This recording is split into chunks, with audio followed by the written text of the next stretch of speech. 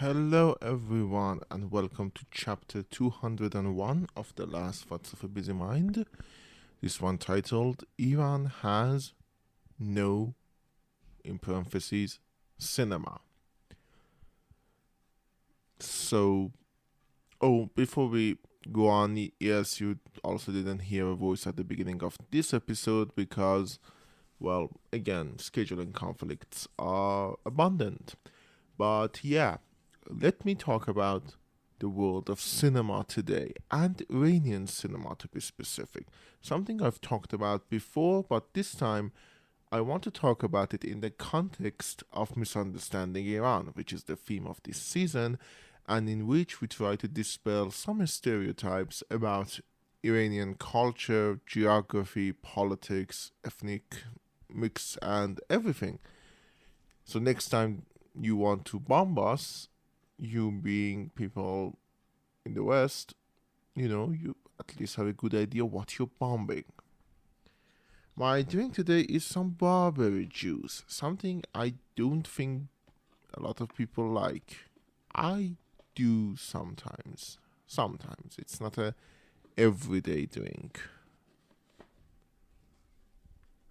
Mm, amazing.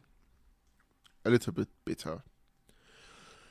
Anyways, let's talk about stereotypes. Now, not all stereotypes are bad, not all of them are coming from a place of malice. Some of them come from, again, misunderstanding. Some of them come from willful admissions or omissions from the people who are from that culture. Some of them think like, okay, this is a good stereotype, and we should cultivate that. But a stereotype is a stereotype nonetheless and gives you a false idea and identity to a group of people. One of the more positive stereotypes about Iran is the one regarding its cinema, especially outside of Iran. Now, I want to tell you a little bit of a little memory, a little tale. I was watching a video by Kyle Calgren on YouTube. The video was about network, and at some point he talked about a movie based on the same story that the network is based on.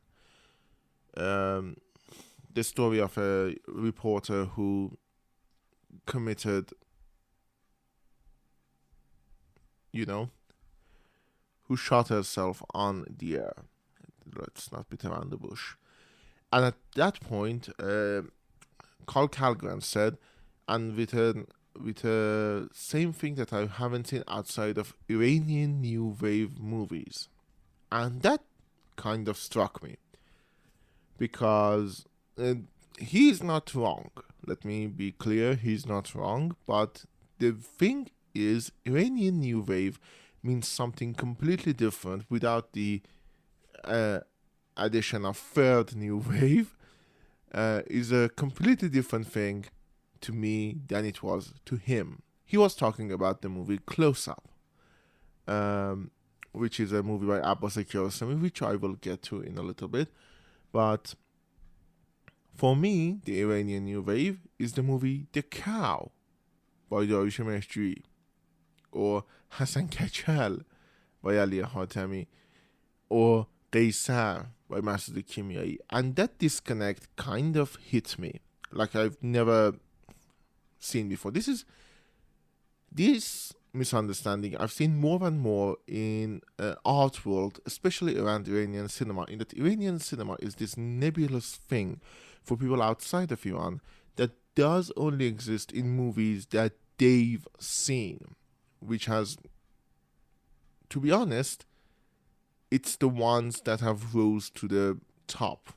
It's the works of Abbas Kiarostami or Bahram Beyzei, and so it gives the idea that, oh, Iranian cinema is this, and it's not.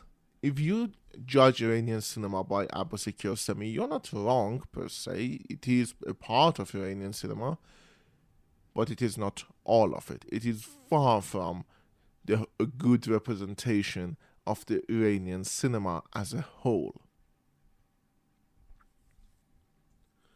So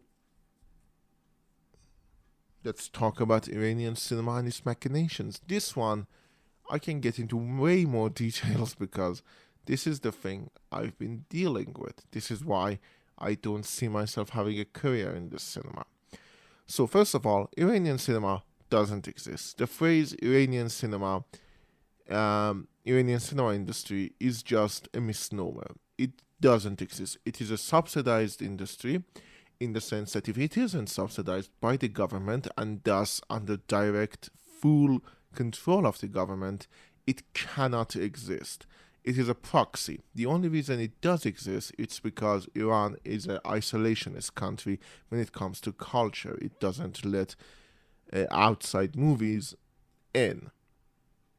There are cinematheques in Iran who do play foreign films, but even then have to be censored, have to be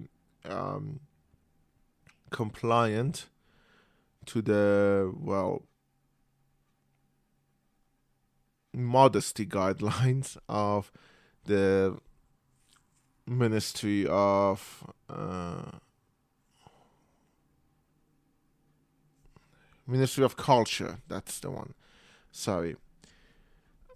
My brain just kind of started thinking in Persian and I got stuck there. So, Iranian cinema is a proxy. The only reason it exists is because of that. So, talking about Iranian cinema, without talking about the huge role that the government plays in Iranian cinema, not just now, but even before the Islamic Republic, is a misnomer. It's a mistake, not a misnomer. It's a mistake because you have to understand that. You have to understand that Abbas Kiarostami, as influential as he is in Iranian cinema and outside of Iranian cinema, his contribution to the industry of Iranian cinema has not always been positive, if there was a contribution at all, which is debatable, because Abbas Kiarostami was not very liked by the authorities in Iran, so a lot of his movies basically never went beyond their fans and the perceived fans. Let me tell you a story. Abbas Kiarostami made a movie called A Taste of Cherry, and it was made with great difficulty in the sense that Abbas Kiarostami was not very popular with the Iranian government, so the movie isn't really high budget. It's a lower budget movie, even for Iranian cinema, and uses, at the time, not very well known actors. Homayoun Ershadi is the actor who is in A Taste of Cherry, and arguably this is the movie that launched his career. Not launched, it's the movie that popularized his career. So remember that. And that movie came at the same time as the Iranian cinema was actually kind of teetering toward the end of what I like to call its golden age, which is the 1980s, which a lot of directors, both new and old, were creating some of the best movies. This is when Ali Hatami was making the movie Mother. This is when Deutsche Ministry made Hamoun. This is when even vultures like Behruz Afkhami were making good movies. And so Abbas Kiarostami makes A Taste of Cherry. A Taste of Cherry wins Palme d'Or. Now, I don't really, to be honest. Okay, let me be clear. A Taste of Cherry is a great movie. It is one of the best movies in Iranian cinema, if not world cinema. It is a great movie, and I highly recommend everyone who hasn't watched it to go and watch it. But winning Palme d'Or for Taste of Cherry was one of the worst things that could have happened to Iranian cinema. Because here's what you need to understand about Iranian cinema. Iranian cinema is not an independent body. When that movie won something, when it was realized that people outside of Iran are interested in movies like A Taste of Cherry, it made something in Iranian cinema. it made a movement of forced intellectual looking movies. A lot of directors in Iran who weren't even anywhere near this level actually were forced to make movies like this. People whose bread and butter were like war movies or things like that were forced to make intellectual looking or intellectual sounding movies without an ounce of idea behind them. The same thing actually happened again when A Separation, a movie by Asghar Farhadi, won the Oscar. When that happened, for the next 4 or 5 years, every movie looked like A Separation. It felt like A Separation. Everyone was like, okay, we need to talk about fucking social issues in the most obnoxious way possible and film it with a shaky cam. And that was Iranian cinema for 4 or 5 years. And that was most of what it gave us. Now, here's the thing. A lot of those movies are now forgotten. I don't think anyone remembers the... I completely I'm blanking now. There's a Nikki Karimi movie that is basically just wouldn't exist if this movie didn't. But let's talk about Chekhov. There is a movie called Chekhov, or The Gap. The Gap? I don't know. The Fracture? Anyways, none of these movies ever made it to anywhere near the level of fame or prestige that a separation did, because there was a thought behind the separation that wasn't behind these. But you have to understand, these are also part of Iranian cinema. This is what I like to talk about the stereotypes.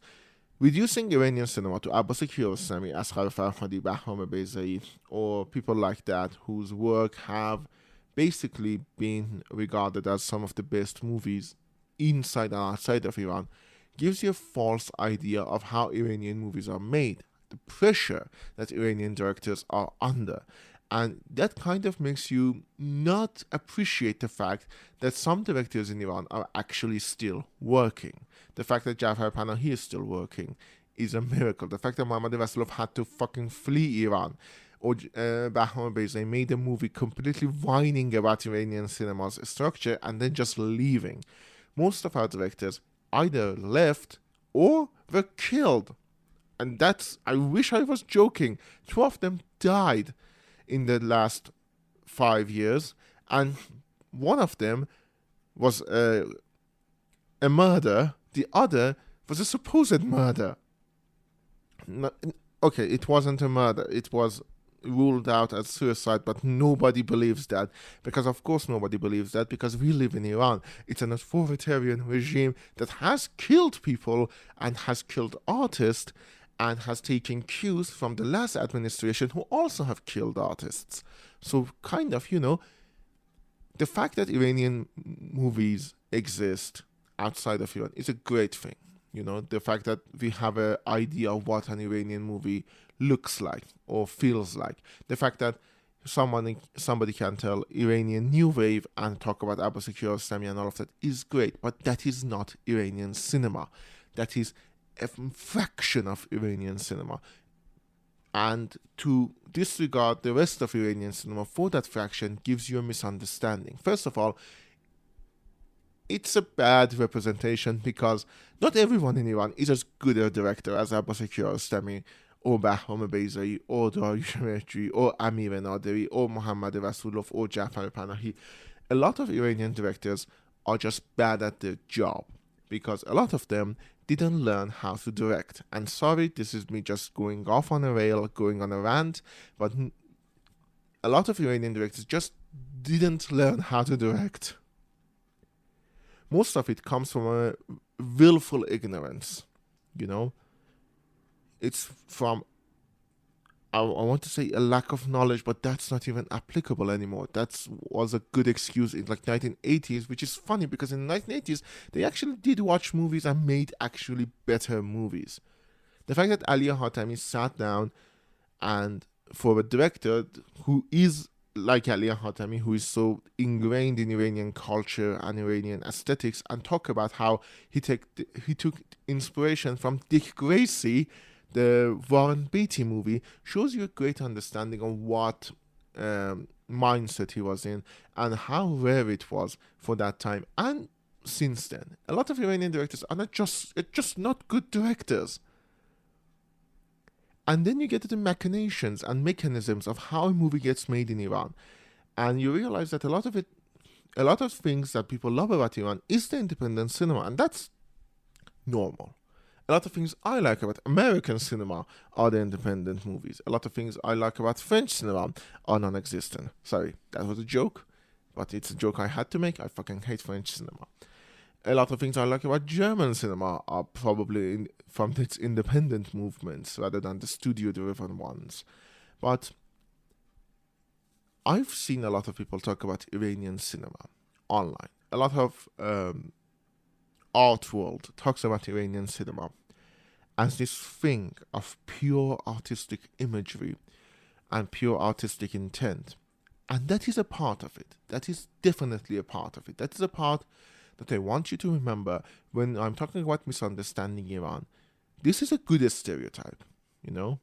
This is a stereotype that a lot of people like to cultivate themselves because, well, you know, we want to be the people who make all the good movies. We want to be the... If it was up to me, I definitely wouldn't want to be associated with Majid and Majidi. I want to be associated with Abbas Kiarostami. But that's not true. That's not Iranian cinema. And to think that is Iranian cinema, that is all of Iranian cinema, gives you a false narrative. It doesn't give you a good idea of how crazy it is that Iranian cinema even exists.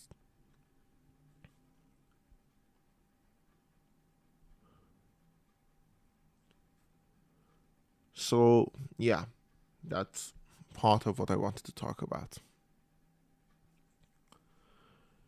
Iranian cinema is a proxy. Iran has no cinema. But yet, in this fucking crazy world, there are people who are trying to make something, trying to talk. And their voices are sadly being shouted down by bigots like Saeed Rustai. And I'm not, just calling him bigot because I don't like. He is a bigot. His movies are extremely bigoted and racist. And maybe one day I'll make an episode about that. Probably not. I don't want to think about Saeed Rustai. But truth is, they are also a part of Iranian cinema, and they are the majority of Iranian cinema. Whenever you go to watch an Iranian movie on Mubi or on Criterion, and you watch A Taste of Cherry, for example, or you watch Downpour by Bahram Bezai, and you feel like, oh my god, this is such a interesting voice. Remember, these are Iranian artists that managed to rise above what was given to them.